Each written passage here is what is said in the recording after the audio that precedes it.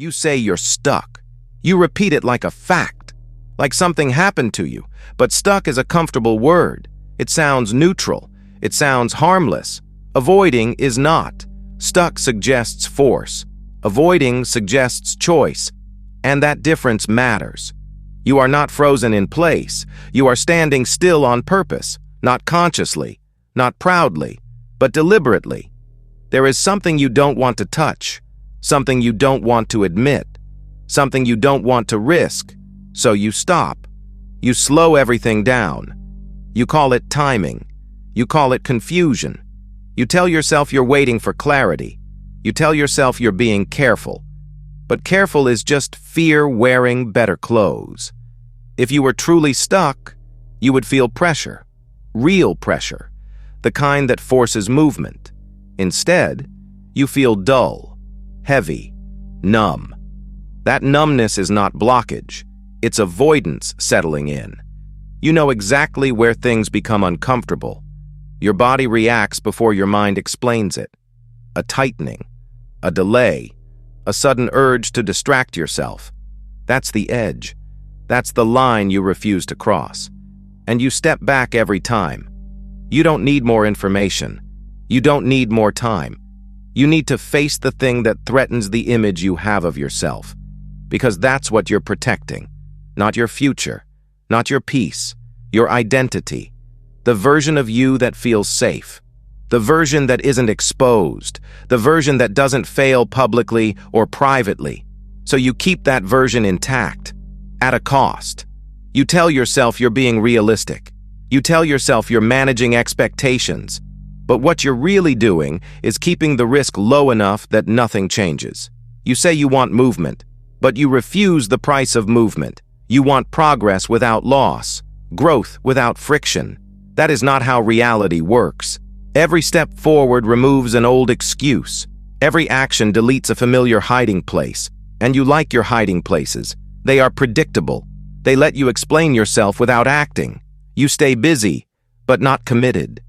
You think a lot, but you don't decide. You prepare, but you never arrive. Avoidance doesn't look dramatic. It looks reasonable. It looks like planning. It looks like reflection. It sounds like, I'll do it when I'm ready. But ready never comes when avoidance is in charge, because readiness would require you to let go of control. And control is what you cling to when you're afraid. You say you don't know what the right move is, but you know which move scares you. That's the one you keep circling. That's the one you never take. You don't need certainty. You want safety. And safety has become your cage. You tell yourself you've tried before. You tell yourself it didn't work. But you never fully showed up. You dipped a toe in. You watched the outcome. You pulled back quickly. Then you use that half attempt as proof. Proof that it's not time. Proof that it's not meant for you. That's not honesty. That's self-protection disguised as wisdom. You don't lack discipline. You lack willingness to feel exposed. You don't lack confidence. You lack tolerance for discomfort. So you stay where you are. And over time, you start calling it fate. You say this is just how things are. You say this is your reality. But this reality is maintained. Actively. Daily. Every time you choose distraction over confrontation. Every time you delay a hard decision.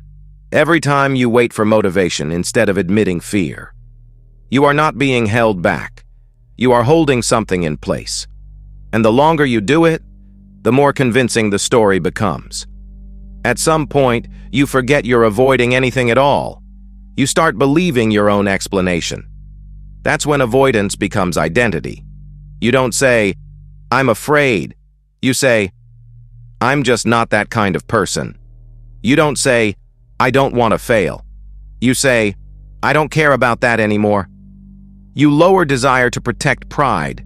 You shrink the goal until staying still feels justified and no one can argue with you because you sound calm, reasonable. But inside, there is tension, a quiet pressure that never leaves, a sense that you are betraying something small but important. You feel it late at night, in moments with no distractions. That heaviness isn't confusion. It's awareness. Awareness that you know what you're doing. You are not lost. You are resisting. And resistance feels like exhaustion, not because the task is hard, but because avoiding it takes constant energy. You have to keep explaining, keep justifying, keep delaying. Action would be simpler, risky, but simpler. If you moved, something would collapse. An excuse, a self-image, a story you've been telling yourself. That collapse scares you more than staying uncomfortable forever, so you remain stuck. Not because you can't move, but because movement would force honesty, and honesty would change how you see yourself. That's the real threat, not failure, not effort, exposure. The moment where you can no longer pretend you didn't know. You are not waiting for a sign. You are waiting for the fear to disappear. It won't. It's not supposed to. Fear is the signal you keep ignoring, not to stop, but to stop hiding. You don't need a breakthrough. You need to stop negotiating with avoidance. Not loudly, not dramatically, just quietly. Because once you admit what you've been avoiding, you won't be able to unsee it. And staying still will no longer feel neutral. It will feel chosen. And that realization will sit with you long after this ends.